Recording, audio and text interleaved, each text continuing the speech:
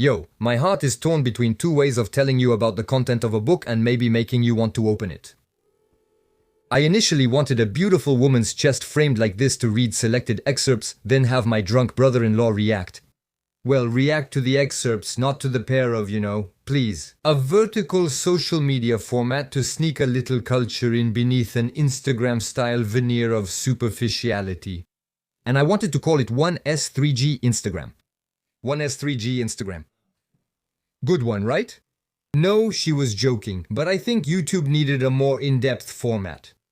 More complete. So I chose to do both, with modified excerpts of what's coming soon on social media, assembled and completed by yours truly. And as the first book, I chose Propaganda by Bernays. It's difficult to fully grasp the social, political, and economic transformations of the last century if you know nothing about Bernays and what he accomplished. Continue. You've got my attention. It's that Edward Bernays is generally recognized as one of the main creators, if not the main one, of the public relations industry, and therefore as the father of what Americans call spin. That is, the manipulation of news, media, and public opinion, as well as the systematic and large-scale practice of interpreting and presenting facts in a partisan way. No, but listen to me, yeah. No, but I was stuck on the cover of the book.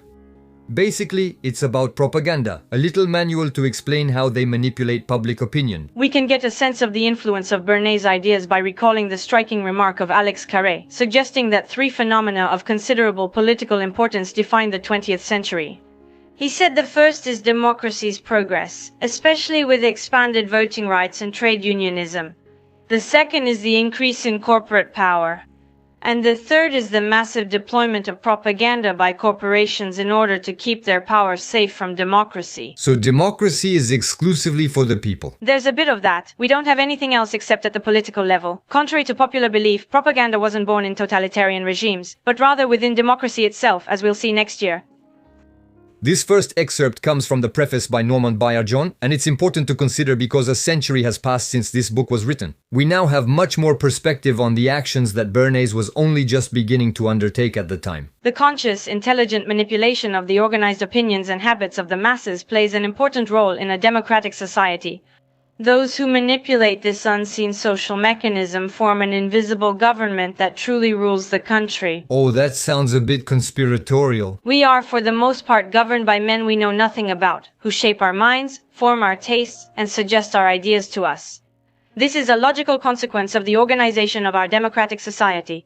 This form of cooperation among large numbers of people is a necessity for us to be able to live together within a smoothly functioning society.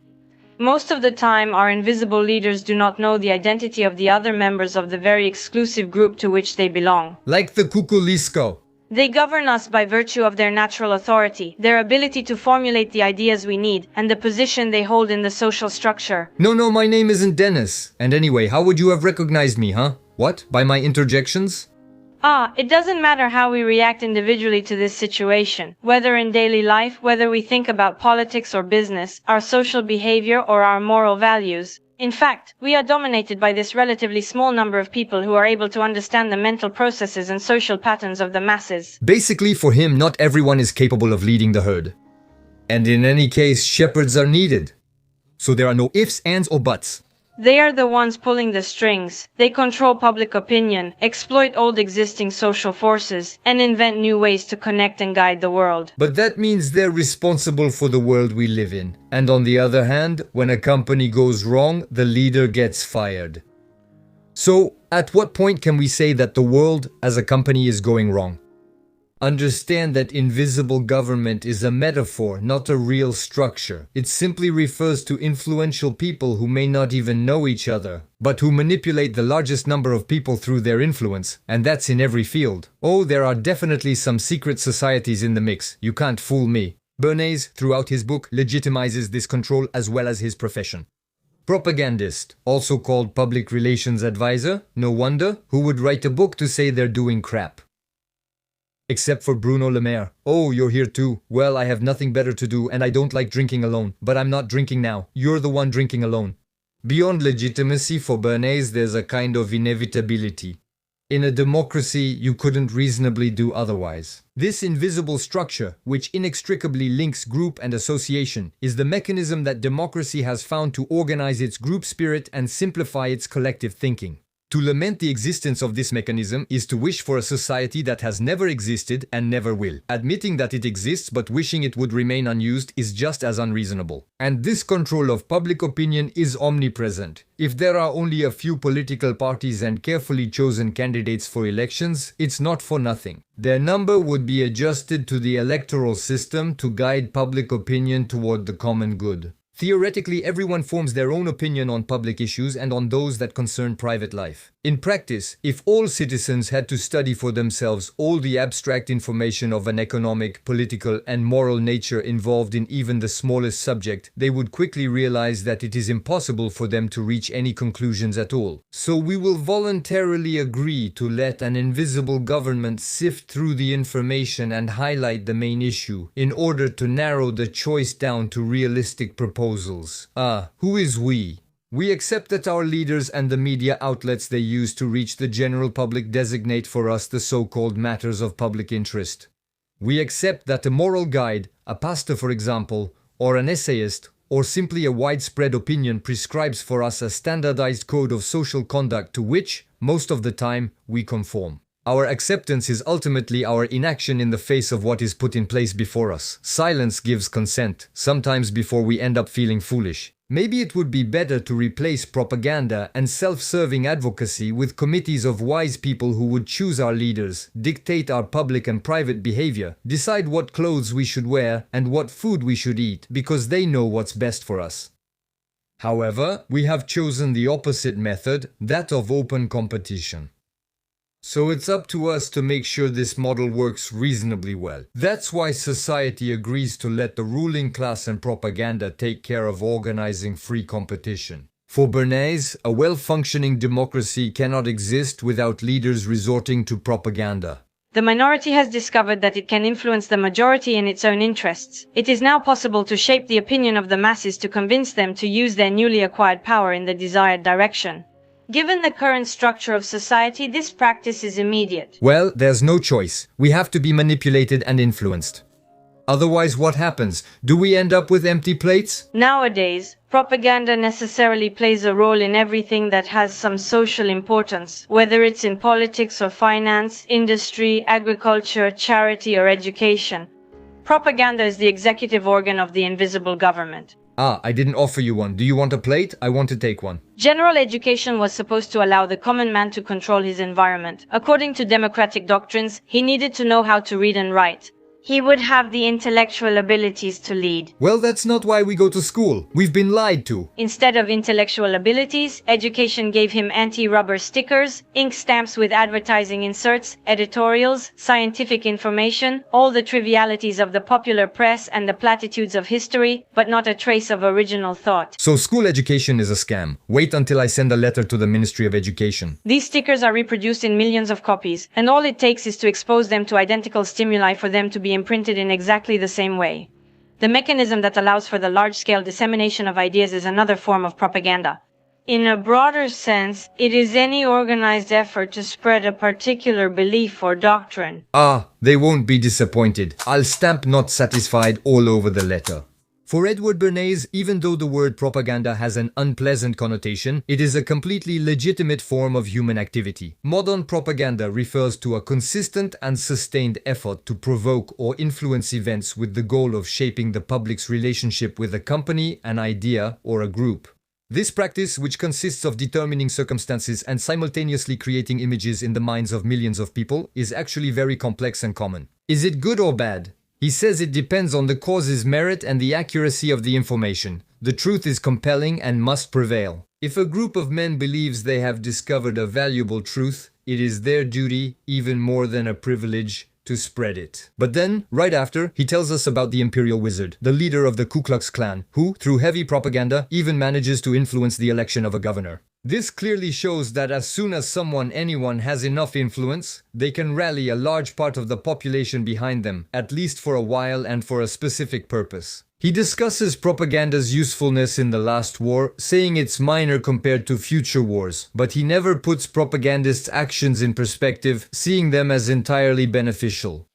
Yes, because these men follow a code of honor. The profession has also developed for its own use a moral code that rivals those governing the practices of legal and medical professionals. This code is partly shaped by the material conditions of their work.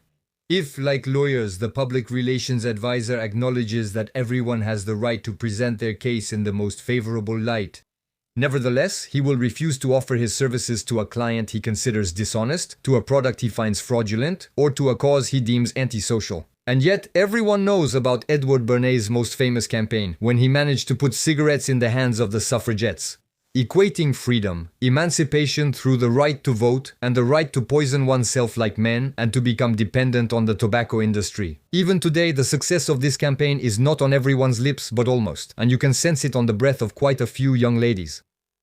In court, decision-making is shared between the judge and jury. In the court of public opinion, the public relations advisor plays both roles simultaneously as he gives both his opinion and his verdict in his plea. With so much power, it's a good thing that this profession is made up of completely honest people. Sincerity must be a golden rule for them. It must be repeated that his activity is not intended to deceive the public or mislead them. A public relations advisor who gained such a reputation would be finished, professionally speaking. The future will prove him wrong. Fortunately for him, by the way.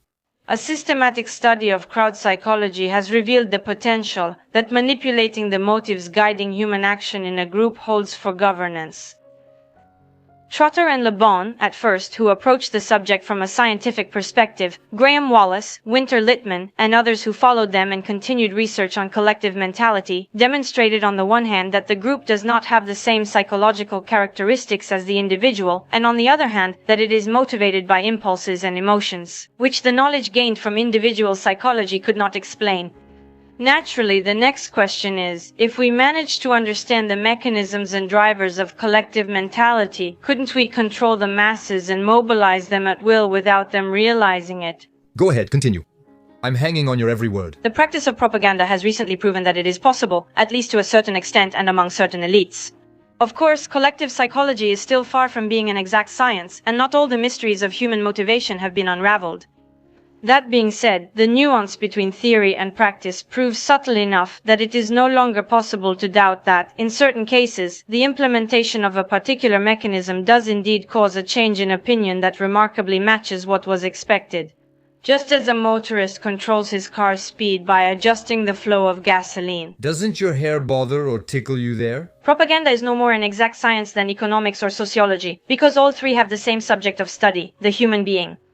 From the moment you can influence the leaders, whether they are aware of it or not, whether they accept it or not, you automatically influence the group they have under their control. I'm completely under their control right now. Bernays points out that the group doesn't need to be physically gathered or even defined to be influenced. A man alone behind his desk, keeping with him all the images previously imprinted on his mind. Their work led Trotter and Le Bon to the conclusion that thinking, in the strict sense of the word, had no place in the collective mentality, which is guided by impulse, habit, or emotion. At the moment of choice, his first instinct is generally to follow the example of a leader who has managed to earn his trust. This is one of the most firmly established principles of crowd psychology. And even though the world has changed a lot, propaganda still takes the same path today. If in the past, for example, it was enough to convince a famous ballroom dancer to wear a particular piece of jewelry for 90% of American women to want one, today nothing stops us from buying people capable of spreading that desire. Influencers, both women and men, and that's a whole lot of people. And no, even if thousands of influencers spread the propaganda, they themselves are influenced by a minority among them who are bought off handsomely by just a few propagandists. Propaganda doesn't even try to hide anymore. You really have to be pretty dumb to let yourself be manipulated by someone who tells you straight up in their job title. Maybe. Someone's knocking at the door. Hello? Hello, Emmanuel serial killer. Come in, come in. But you have to be careful not to think that propaganda only exists where you can see it. When the crowd can't model its behavior on that of a leader and has to decide on its own, it does so using cliches, slogans, or images that symbolize a whole set of ideas or experiences. A few years ago, it was enough to attach the word interest to a political candidate's name for millions of people to instinctively refuse to vote for them. The term interest became strongly linked to corruption. More recently, the word Bolshevik served a similar purpose for those who wanted to scare the general public away from a certain course of action. And if they weren't Bolsheviks, was it the same? Today, the terms would be more like far right or far left. Nazi, racist, conspiracy theorist, anti-vax, pro-Russian, Islamist. Propagandists sometimes manage to sway a whole mass of collective emotions by playing on an old cliché or by creating a new one. More broadly, when all the media start using the same terms to denigrate or, on the contrary, to glorify a person like Macron in 2017, there's something fishy going on. Sadly, few people can spot propaganda in it. Men rarely become aware of the reasons at the root of their actions. The average person believes that he made an informed decision to buy his car after carefully comparing the technical features of the different models available on the market. We can safely say, with little risk of being wrong, that only 1 hour. There are studies that have shown that drivers, both men and women, often share psychological characteristics when they drive the same style of car. Me personally, I drive a wreck.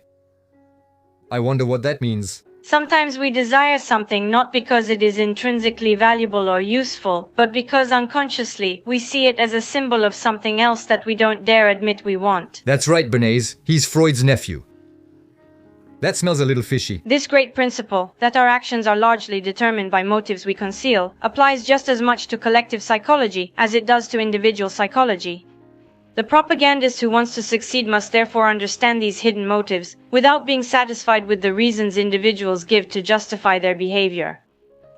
It's not enough to simply understand social mechanics, group dynamics, divisions, and allegiances. An engineer may know everything about the cylinders and pistons of a locomotive, but he will not be able to start it if he does not know how steam reacts to pressure. Human desires are the steam that drives the social machine. It is only by striving to understand them that the propagandists will be able to control this vast, intricate mechanism that makes up modern society. Wow, modern society. And made of clever, crooked parts.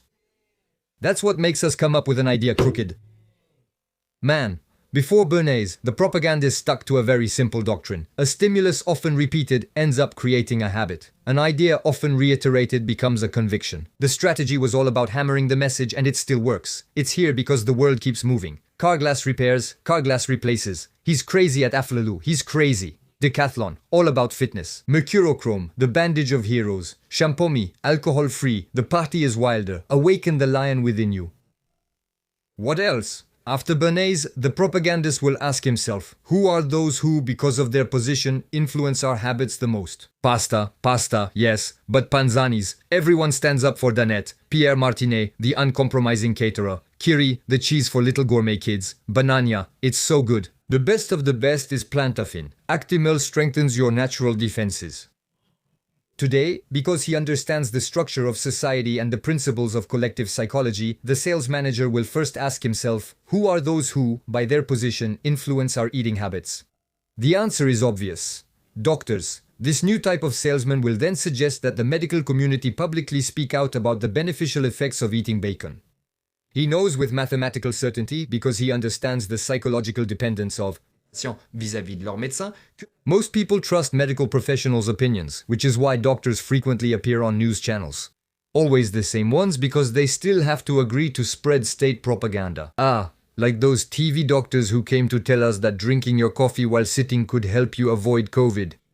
You have to believe that it must have only spread 1.5 meters. We can clearly see with the bacon example that the truth he wants to spread through propaganda mainly serves the interests of a client. And as a side note, Bernays is the father of the hearty breakfast, with bacon of course. The modern propagandist will therefore set out to create the circumstances that can change this trend. A few years after writing the book, Edward Bernays went to work for the Aluminum Company of America, which produced toxic waste containing fluoride that was poisoning the water near their factories. With the support of doctors, he managed to convince the authorities and the public that adding fluoride to water in small amounts is beneficial for dental health. What about the side effects and other public health problems when there's too much? For example, near their factories, who would have thought that not drinking a drop of tap water could be beneficial for your health? In summary, Bernays strives to make people believe in the virtues of a product. He no longer tries to sell it, but instead pushes the public to go seek out the product themselves, by making people believe that this product represents health, freedom, or social progress. The ties between the business world and public opinion began to tighten more than 10 years ago. Currently, the company treats the public movement as a partner. For him, 10 years ago means the 1920s. For us, that means a long time ago. Companies have indeed realized that their relationship with the public, far from being limited to the manufacturing and sale of specific products, requires them to sell themselves, along with everything they represent in people's minds. That's where greenwashing originates.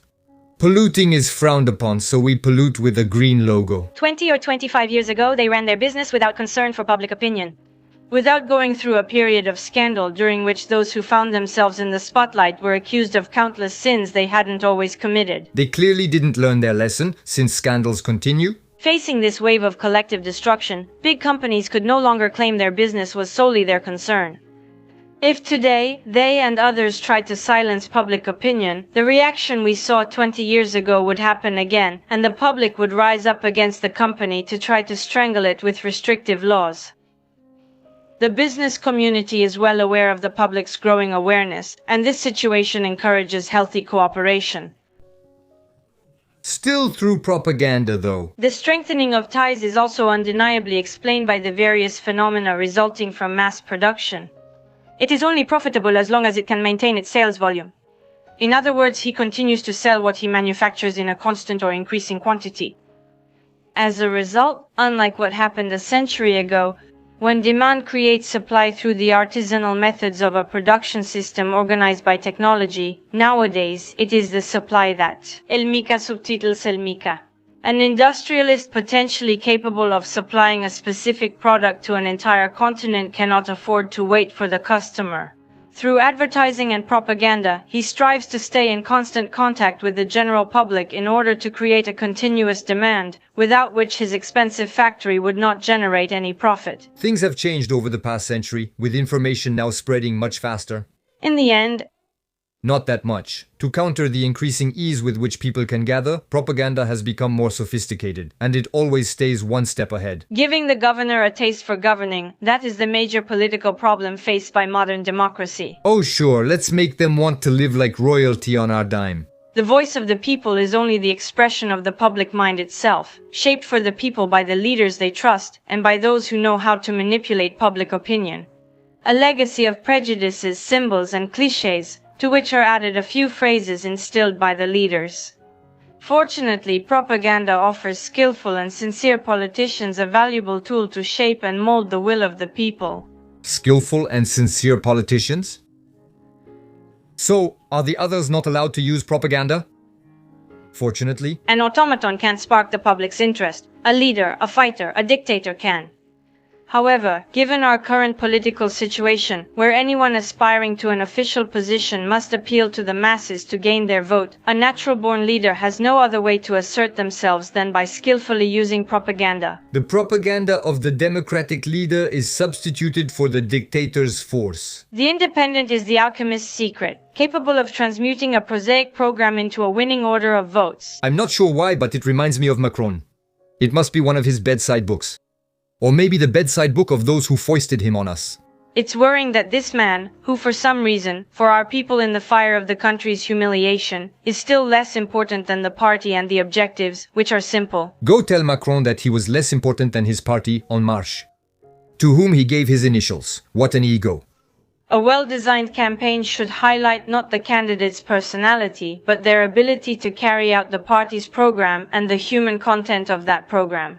Macron apparently didn't finish the book, since there was no actual party or program. It's funny. Our democracy is supposed to show the way. It must be led by the intelligent minority who knows how to regiment the masses in order to guide them better. Basically, this book serves as a justification for all the idiots who are full of themselves. You're super smart. It's up to you to lead a bunch of idiots. Anyway, whatever you do, it'll be better than if someone else did it, because you're super smart. It's up to you to lead a bunch of idiots. Take it with you. Is it about ruling through propaganda? Let's say, if you prefer, that it's about ruling through education. However, in this matter, education in the theoretical sense is not enough. It must be backed by skillful propaganda, which alone can adapt circumstances to needs, highlight the key points of significant events, and orchestrate the presentation of major issues. The statesmen of tomorrow will then be able to focus the public's attention on crucial political issues and from there mobilize the vast and heterogeneous masses of voters in favor of intelligent action, a bunch of idiots. But the statesman must also be intelligent and thoughtful. His book gives us everything we need to understand that through propaganda, the invisible government steers the choice of its leaders, often serving companies that want to shield themselves from democracy. Are Macron, Trump, Zelensky, and Netanyahu all working for the common good with humanistic propaganda? And Bernays knows that even the education that allows us to judge all this contains the very virus it is supposed to fight. Viewed from an ethical perspective, propaganda has the same relationship with education as it does with business or politics. It can, it's true, be misused, used to flatter the reputation of an institution and give it an artificial value in the eyes of the public. Nothing guarantees that it won't be misused. To drive the point home with a Godwin's Law reference, do you know who was one of its most fervent admirers? Joseph Goebbels, the Minister of Propaganda and Public Enlightenment under Hitler. He made full use of Edward Bernays' propaganda methods, especially on the radio and in the cinema. In our contemporary world, cinema is unknowingly the most effective vehicle for propaganda. Nothing matches it for spreading ideas and opinions. Cinema has the power to standardize the thoughts and lifestyles of the entire nation. However, for Bernays, the more the general public becomes aware of the methods used to shape their opinions and behaviors, the more they will only be receptive to reasonable messages that align with their interests. I like this idea personally, but the so-called informed citizens and consumers are still a minority even today. Just like those who have read this book, which took almost 80 years to be translated into French, by the way. Propaganda will never cease to exist. Intelligent minds must understand that it offers them the modern tool they must use for productive purposes to create order out of chaos. Bernays reveals to us here, ultimately, the paradox that governed his life. At the same time, proclaiming his concern for the truth of free discussion, and accepting that the truth will be stated by a client at the beginning of a campaign, which will have to. The truth itself is absolutely necessary to bring about ideas or behaviors in people. They are incapable of truly understanding what is at stake, and so one feels justified in serving them what Plato called noble lies. I hope you enjoyed it. Maybe it was a bit long. I need to perfect the timing. I want to share enough so either that's enough for you, or you decide to pick up the book and learn more. And not, like here, maybe go a bit too far and put some people off. In any case, as usual, thank you to those who watched until the end, those who like, those who share, and of course to those who tip. See you very soon.